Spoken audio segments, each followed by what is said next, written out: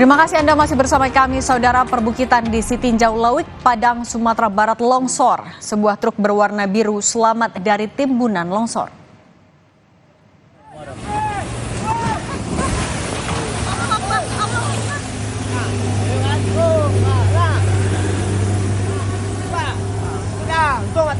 Dalam video amatir, seorang pemuda setempat bahkan memberi instruksi agar pengemudi truk untuk mempercepat laju truk. Dari atas perbukitan, material longsor turun dan sempat mengenai truk.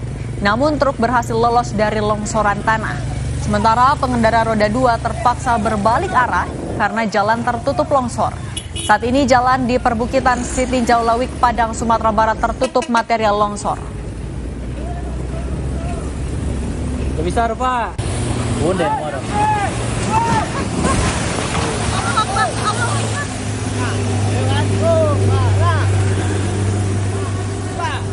Udah, untung nggak tahu tadi kan.